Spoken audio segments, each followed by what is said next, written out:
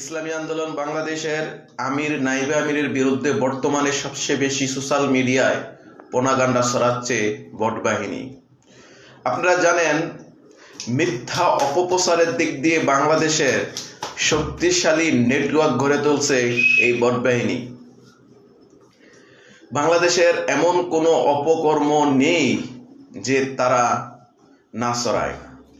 ইসলামী আন্দোলন বাংলাদেশের রাজনীতি নিয়ে তারা যে পরিমাণ অপপ্রচার চালাচ্ছে, ইসলামী আন্দোলন বাংলাদেশের আমিরকে নিয়ে, নাইবে আমিরকে নিয়ে, যা বলার মতো না।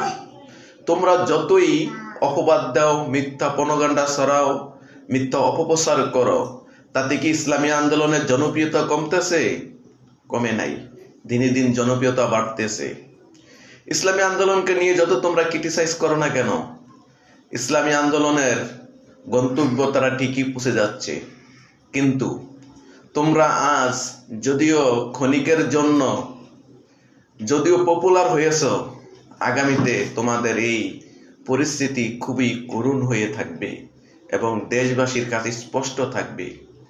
তোমরা তোমাদের প্রতিষ্ঠাতার পর থেকে আজ পর্যন্ত শুধু মুনাফিকি ছাড়া আর কিছুই জাতিকে দিতে পারো নাই।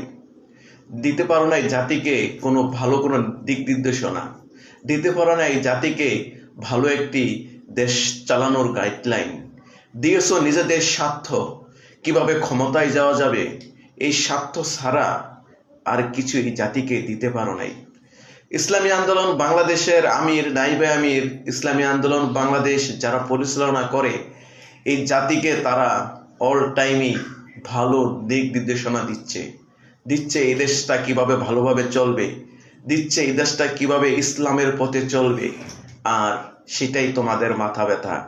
কারণ ইসলামী আন্দোলন কেন ইসলামের কথা বলে, কেন মানবতার কথা বলে, কেন দুর্নীতির বিরুদ্ধে কথা বলে, কেন চাঁদাবাজের বিরুদ্ধে কথা বলে, এগুলি তোমাদের মাথা ব্যথা হয়ে দাঁড়াইছে। কারণ তোমরা যেহেতু চাঁদার সাথে জড়িত, দুর্নীতির সাথে জড়িত, মেটোডোর ইসলামের সাথে জড়িত, এগুলো তোমাদের ভালো লাগে না। এগুলো ভালো লাগে না বললেই ইসলামী আন্দোলনের বিরুদ্ধে তোমরা অপপ্রচারে লিপ্ত হয়েছ। হতে পারে এটা বেশি দিন তোমাদের থাকবে না। একদিন তোমাদের ভুল বুঝে তোমরা ইসলামী আন্দোলনে যোগ দিবা। অনেকেই তোমাদের দলের ইসলামী আন্দোলনে যোগ দিছে, তোমরাও দিবা, এটাই আশা ব্যক্ত করছি।